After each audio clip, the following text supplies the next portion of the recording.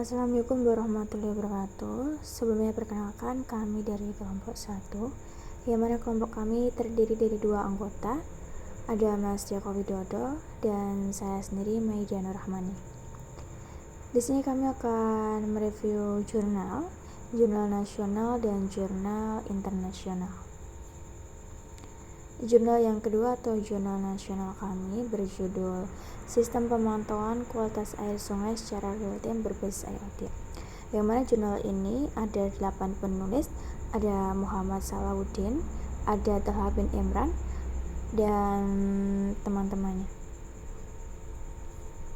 Untuk jurnal yang ketiga atau jurnal internasional yang berjudul IoT Based Smart Water Quality Monitoring System, yang mana jurnal ini ada 6 penulis, ada Farsa, Anjita, Aksai, Aruna, dan teman-temannya.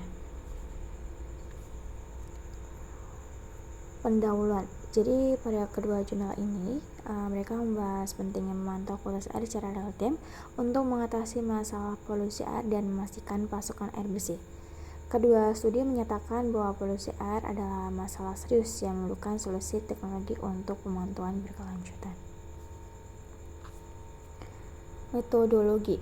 Pada jurnal yang kedua, menggunakan jaringan sensor nirkabel dan IoT untuk memantau parameter kualitas air seperti pH, oksigen terlarut, kekeruhan, dan konduktivitas.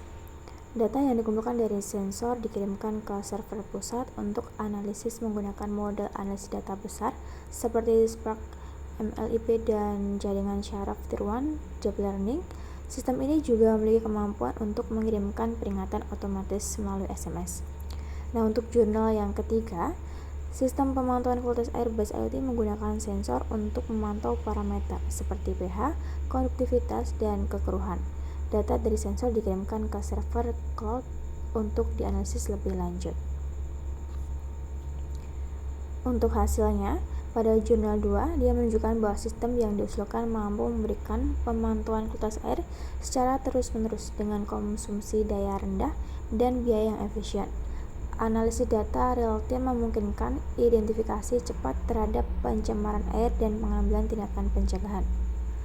Kemudian hasil dari jurnal 3, model diuji dengan 3 sampel air dan menunjukkan bahwa sistem ini dapat memantau parameter kualitas air secara berkelanjutan dan mengirim data ke server cloud secara efektif.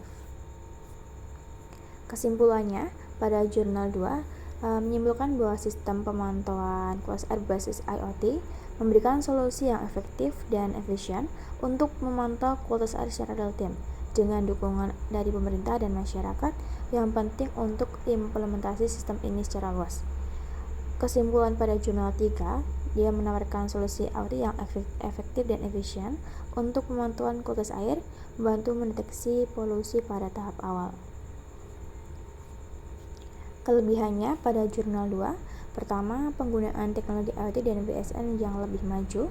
Yang kedua, pemantauan real time dengan konsumsi daya rendah. Ketiga, analisis data canggih menggunakan Spark, MLIP, dan Deep Learning. Dan yang keempat, sistem peringatan otomatis yang meningkatkan responsivitas. Kelebihan pada jurnal 3, yang pertama, inovasi teknologi dengan penggunaan IoT, efisiensi biaya membuatnya dapat diakses secara luas, dan pengujian nyata dan dengan sampel air yang menunjukkan hasil menjanjikan. Untuk kekurangannya, pada jurnal 2, yang pertama, tantangan dalam implementasi terkait infrastruktur dan dukungan kebijakan, kemudian tidak dibahas secara mendalam mengenai biaya implementasi. Dan kekurangan pada jurnal 3, yaitu pertama, pengujian terbatas hanya pada sampel air dan kurangnya pembahasan tentang kesamaan data.